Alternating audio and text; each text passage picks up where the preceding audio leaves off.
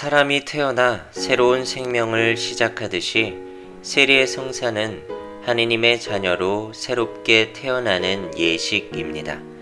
성사라는 의미에서 우리가 하느님의 자녀라는 것을 느끼게 해줍니다.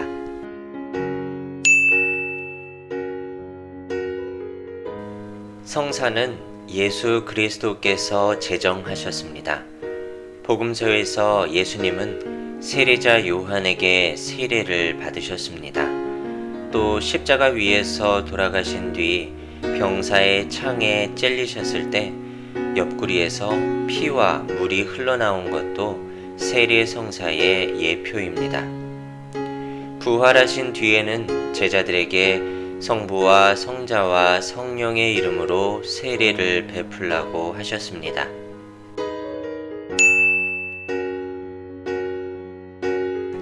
세례를 받기 위해서는 준비 기간이 필요합니다. 보통 일주일에 한 번 교리 교육을 받으면서 6개월의 기간을 준비 기간으로 갖습니다. 배울 게 그렇게 많냐고요? 아닙니다. 사실 제대로 배우려면 끝도 없겠지만 배우는 것보다 천주교 신자로서 신앙생활 연습을 하는 일종의 수련 기간이기 때문에 긴 시간이 필요합니다. 이 기간 동안 예비 신자들은 교리 공부도 하고 평소 기도 생활을 하며 미사에 참석하면서 하느님을 알아가게 됩니다. 세례를 받는데 꼭 필요한 조건들이 있습니다. 먼저 세례를 받으려는 의지가 있어야 합니다. 누가 억지로 시켜서 받는 건 안 되겠죠. 둘째로 하느님을 믿어야 합니다. 셋째로 신앙생활에 필요한 최소한의 교리 지식을 갖추어야 합니다.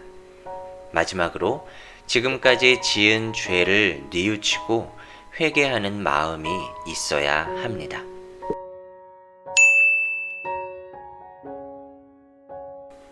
세례는 일반적으로 주교와 신부 그리고 부제가 줄 수 있습니다.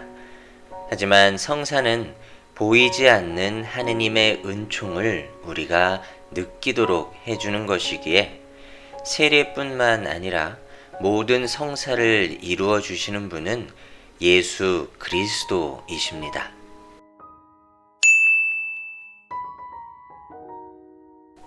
세례 성사 예식은 십자표를 그어줌, 말씀의 선포, 마귀를 끊어버림과 신앙 고백, 성령 청원 기도로 이루어지는 세례수 축성, 성부와 성자와 성령의 이름으로 세례를 줌, 성유를 바름, 흰 옷을 입혀줌, 부활초에서 촛불을 켜줌, 첫 영성책, 장엄 축복 등으로 구성되어 있습니다.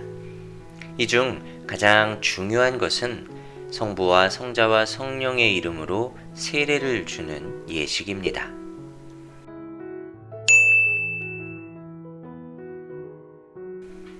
긴급 세례라는 것이 있습니다. 죽을 위험에 처한 사람이 마지막으로 세례를 받기 원할 때 사제가 아닌 누구라도 세례를 줄 수 있습니다.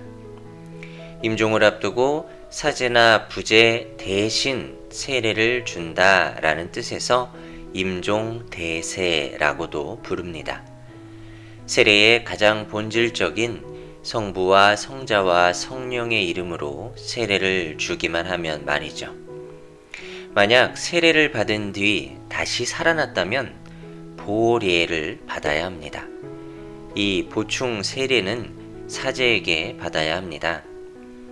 이런 긴급 세례가 있는 이유는 모든 사람이 구원받기를 바라시는 하느님의 뜻 때문입니다. 어쩌면 임종을 앞두고 세례를 받으려는 사람 옆에 여러분이 계실지도 모릅니다.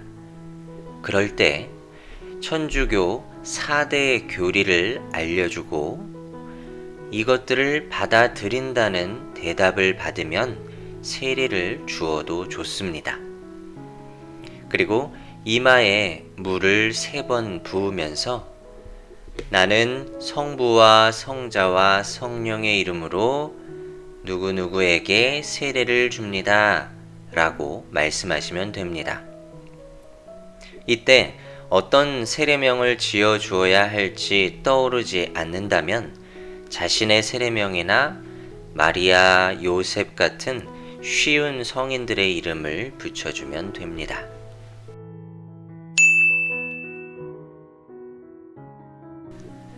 유아 세례라는 것도 있습니다. 저는 태어난 지 40일째 되는 날 세례를 받았습니다.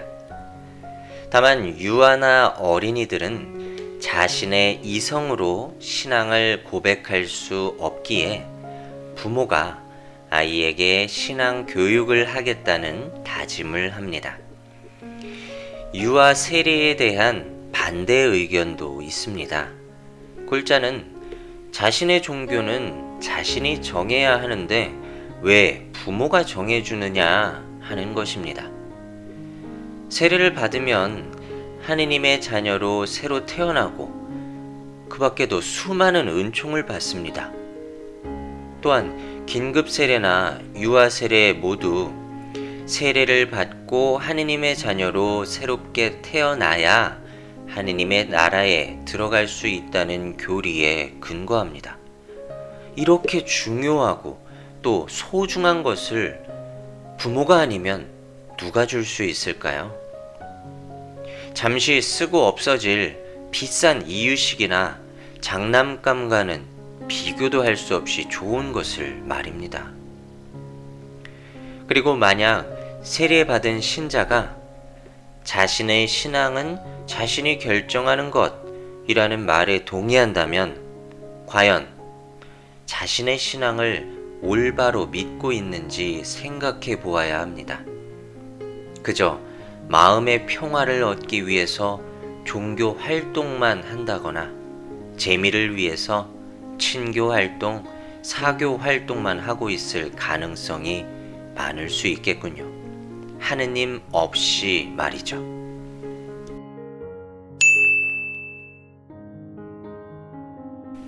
세례 성사 예식 하면 가장 먼저 떠오르는 것은 이 물입니다.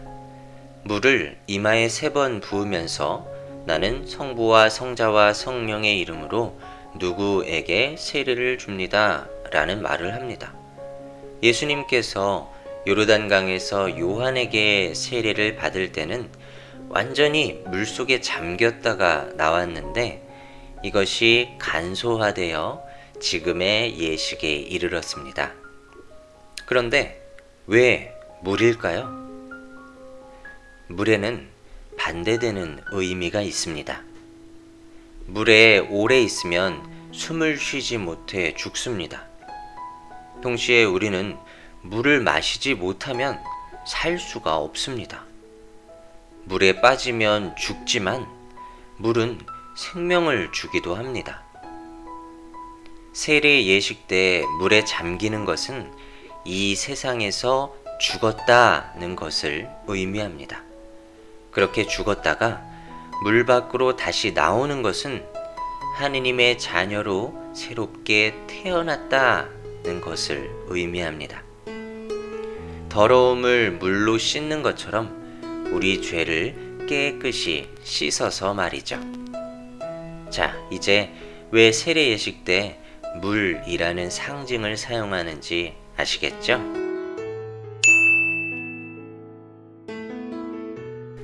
세례를 받으면 굉장히 많은 은총을 받게 됩니다. 그 중에 특별한 것 몇 가지는 이렇습니다. 먼저 하느님의 자녀가 될 뿐 아니라 그리스도의 몸의 지체가 되고 성령의 성전이 됩니다. 세례 받기 이전에 지었던 죄와 태어나면서부터 가지고 있는 원죄가 없어집니다. 그리고 영혼에 지워지지 않는 십자표를 받게 되는데 이를 인호라고 부릅니다. 우리가 죽은 다음 하느님 나라에 갈 때 세례받은 사람인지는 인호를 보고 구분할 수 있겠죠. 그리고 이제 다른 6가지 성사들을 받을 수 있는 자격이 생깁니다. 세례성사를 받을 때 성인들의 모범을 본받기 위해 특정한 성인의 이름을 세례명으로 정합니다. 또 대부모를 정하여 신앙생활에 도움을 받기도 합니다.